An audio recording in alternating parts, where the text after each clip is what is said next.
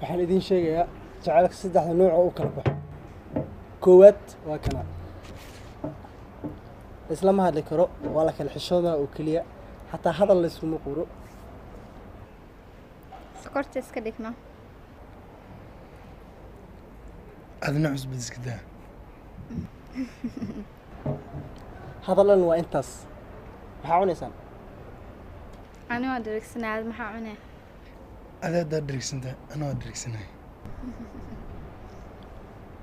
waa kiib koowaad hadal dhan intaasuu ku bilaabanaya wuuna ku dhammaanaya ma fahanteen kan labaada ku soo haray waa ka hadlaynaa taas waa daa bari qoraxaa soo baxaysa hogta hogta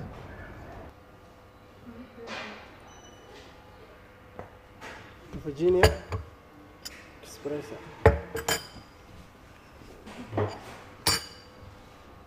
qaybtan waa qaybta labaad waa la isbartay lama kala xishoonayo ama teedku u furmay qof kastana wuxuu rabo dalbanaya bal ila arka marka wixii dhici doona waxaa ku qoslaysaa mogta inaan sokor ka dharagtay adig ma ogtana cusbo ka dharagtay mogta maalinta cuntada dalbaa ay dhahaysay gaajo xun ay haysa mahan adaa kaa baqaaya anna sidoo kale gaajo xun ay haysiro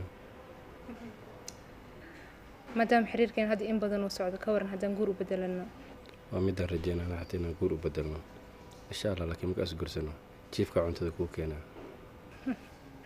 migu hubtaa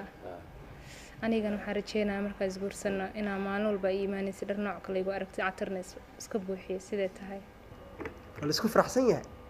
balse hee tan saddexaad way ila fiirsay idinkan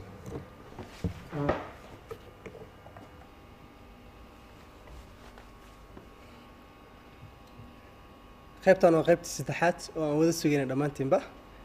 guuri wuu dhacay balse su-aasha meesha taalaa waxay tahay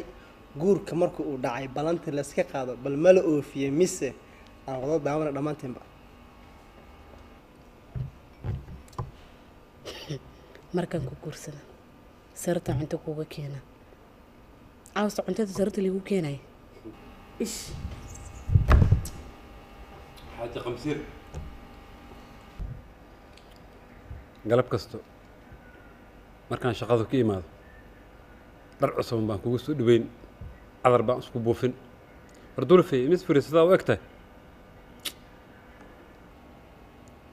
su-aasha meesha taalaa waxay tahay marka biilka ma hal meela ka dhiga maya